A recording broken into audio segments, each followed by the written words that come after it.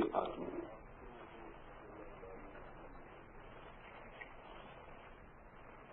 एक बहुत पुरानी कथा है। किसी पहाड़ की दुर्गम चोटियों में बसा हुआ एक छोटा सा गांव था। उस गांव का कोई संबंध बृहत्तर मनुष्य जाति से नहीं था। उस गांव के लोगों को प्रकाश कैसे पैदा होता है इसकी कोई खबर न थी, लेकिन अंधकार दुखपूर्ण है, अंधकार भयपूर्ण है, अंधकार अप्रीतिकर है, इसका उस गांव के लोगों को भी बोध होता था। उस गांव के लोगों ने अंधकार को दूर करने की बहुत चेष्टा की, इतनी चेष्टा की कि वे अंधकार को दूर करने के प्रयास में करीब करीब समाप्ति हो गए। वे रात को टोकरियों में भरकर अंधकार को घाटियों में फेंक आते, लेकिन पाते कि टोकरियां भर के फेंक भी आए हैं, फिर भी अंधकार अपनी ही जगह बना रहता। उन्होंने बहुत उपाय किए, वो पूरा गांव पागल हो गया अंधकार को दूर करने के उपायों में। अंधकार को धक्के देने की कोशिश करते, तलवारों लाठियों से अंधकार को धमकाते, लेकिन अंधकार न उनकी सुनता, न उनसे हटता, न उनसे मिटता। और अंधकार को मिटाने की कोशिश में और बार बार हार जाने के कारण वे इतने दीनहीन, इतने दुखी, इतने पीड़ित हो गए कि उन्हें जीवन में कोई रस, जीवन में कोई आनंद फिर दिखाई नहीं पड़ता था। एक ही बात दिखाई पड़ती थी कि शत्रु की तरह अंधकार खड़ा है और उस पर वे विजय पाने में असफल है। आखिर वो गांव अंधकार को दूर करने की कोशिश में पागल हो गया। उस गांव से एक यात्री भूला भटका हुआ पहाड़ों पर किसी दूसरे गांव का पहुंचा, उस गांव से निकला। उसने उस गांव की हालत देखी, वो हैरान हो गया। उसे विश्वास न आया कि अंधकार को दूर करना भी इतनी कठिन बात है क्या? अंधकार से भी हारने की कोई वजह, कोई कारण है क्या? उसने उस गांव के लोगों को कहा कि पागल हो तुम, अंधकार बहुत शक्तिशाली नहीं है। तुम इसलिए नहीं हारते हो कि अंधकार शक्तिशाली है और तुम कमजोर हो। तुम हारते इसलिए हो कि तुम अंधकार को सीधा हटाने का उपाय करते हो। अंधकार सीधा नहीं हटाया जा सकता है। इसलिए नहीं हटाया जा सकता कि अंधकार की कोई सत्ता, कोई एग्जिस्टेंस ही नहीं होता है। अंधकार तो केवल प्रकाश की अनुपस्थिति का नाम है। वो तो केवल प्रकाश की एब्सेंस है। उसका अपना कोई होना नहीं है कि तुम उसे हटा सको। अंधकार को मत हटाओ, प्रकाश को जलाओ, और प्रकाश जल आता है तो अंधकार कहीं भी नहीं पाया जाता। उसने दो पत्थरों से चोट की और प्रकाश को जलाकर उन्हें बताया।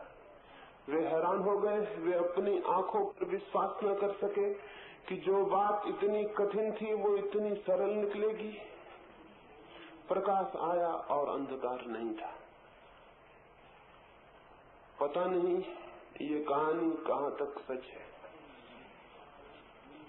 और सच हो या न हो इससे कोई फर्क नहीं पड़ता, लेकिन पूरी मनुष्य जाति अंधकार को दूर करने में लगी हुई है।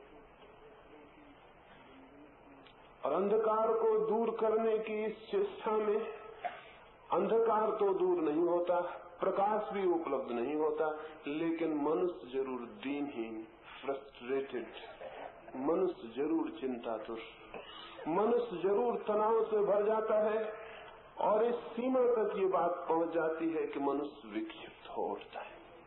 आज हम करीब करीब रुग्ण और विक्षिप्त हैं।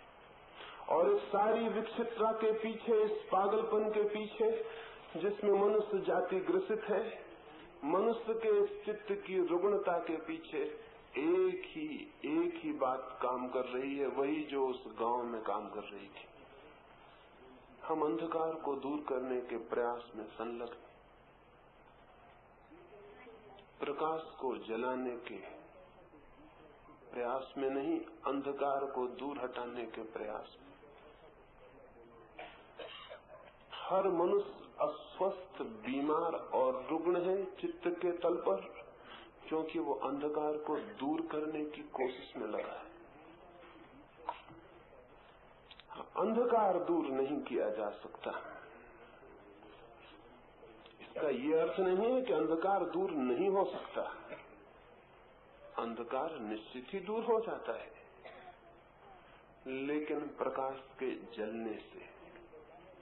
सीधे अंधकार के साथ कुछ भी करने का उपाय नहीं है, वो है ही नहीं, उसके साथ करने का उपाय होगा कैसे? हम सब एक नेगेटिव, एक नकारात्मक जीवन विधि से पीड़ित हैं, अंधकार को दूर करने की विधि से पीड़ित हैं। स्वभावतः हम अपने भीतर हिंसा दूर करना चाहते हैं, घृणा दूर करना चाहते हैं, क्रोध दूर करना चाहते हैं, द्वेष, लोभ, मोह दूर करना चाहते हैं, ईर्ष्या दूर करना चाहते हैं।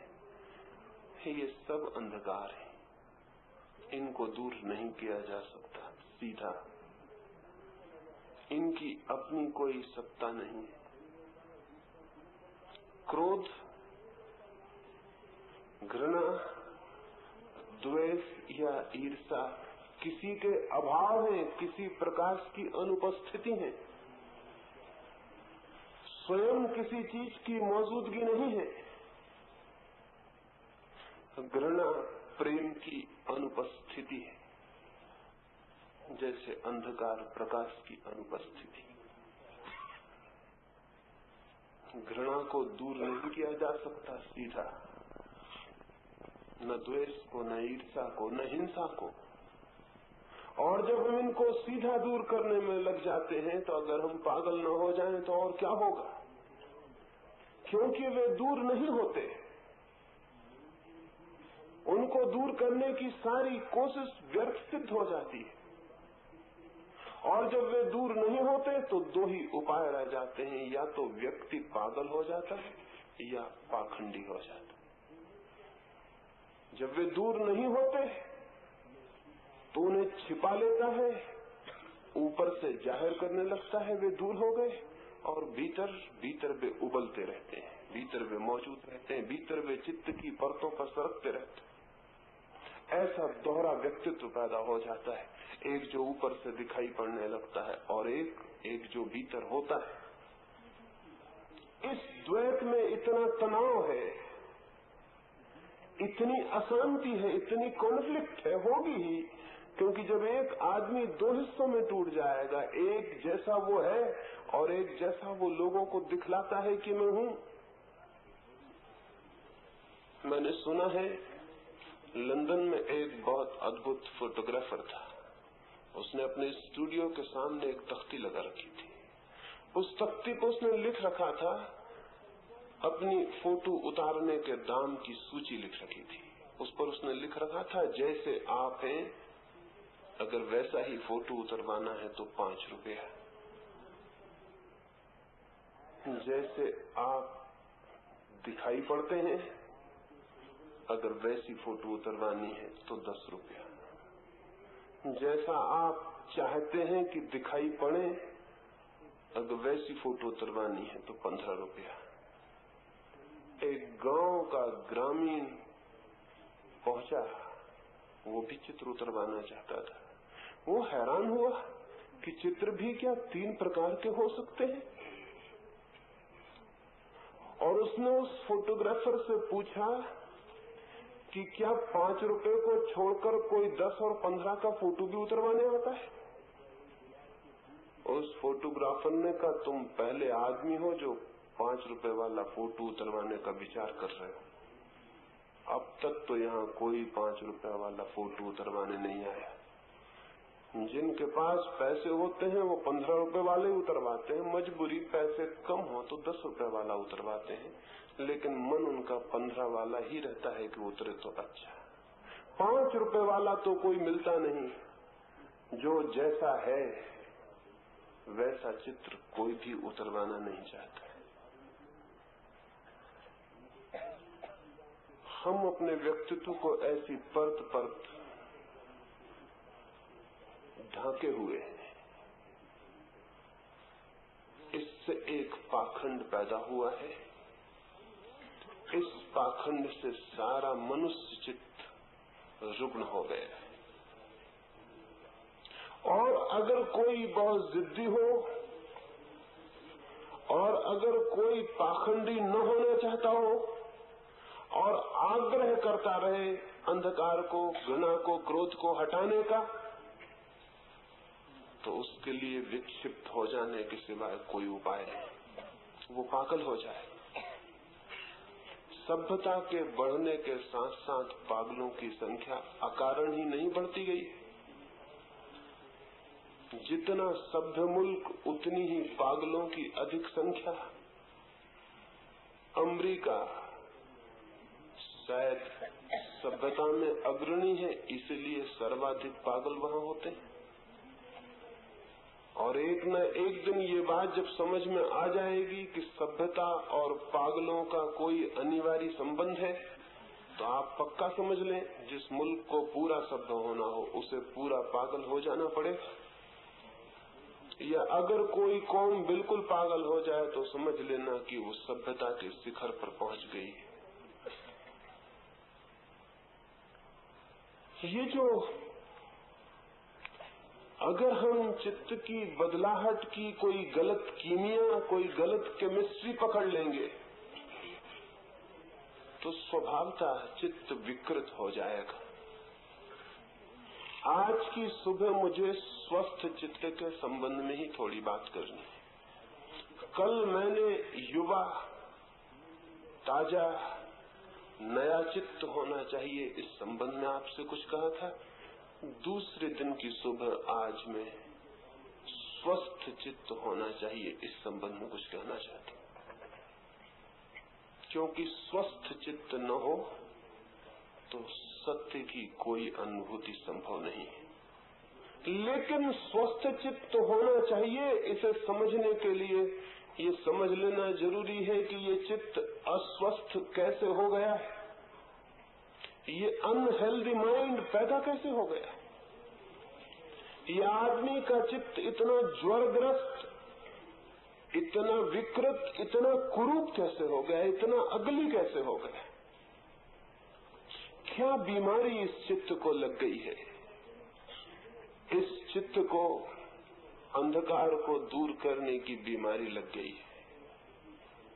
एक बीमारी तो है अंधकार को दूर करने की, और जब ये अंधकार दूर नहीं होता, जिसे हम बुरा कहते हैं, जिसे हम पाप कहते हैं, जिसे हम अनीति कहते हैं, जब वो दूर नहीं होती तो फिर क्या करे आदमी।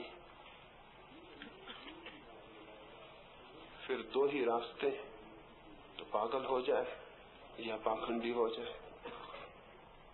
फिर क्या करे।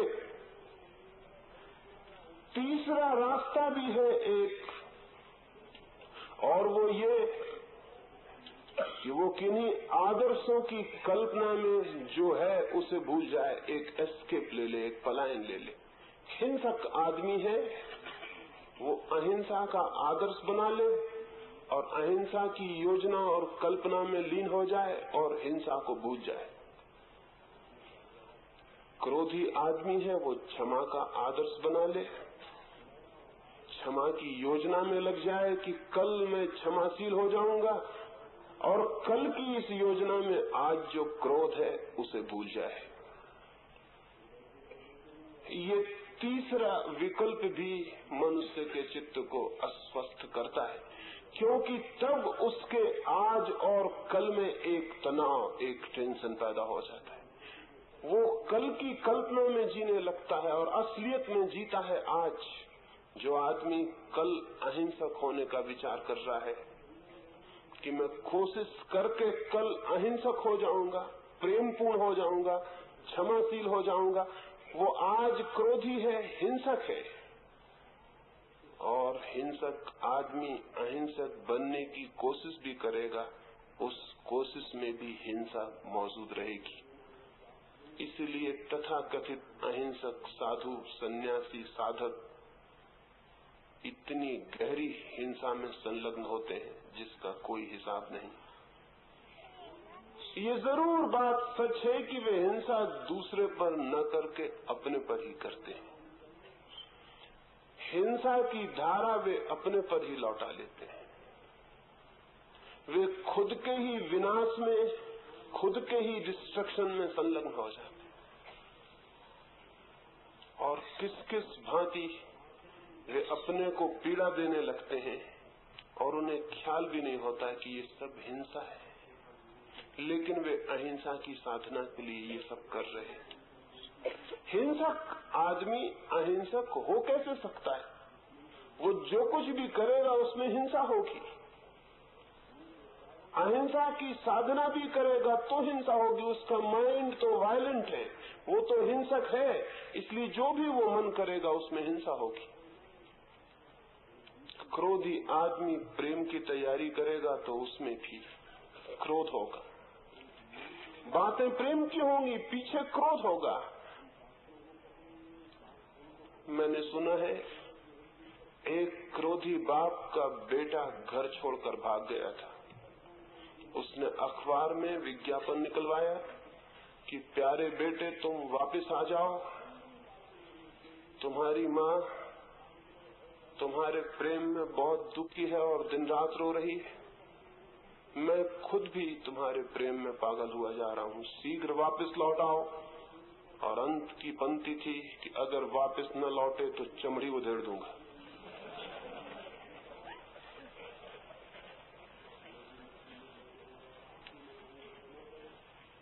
वो सारी प्रेम की बातचीत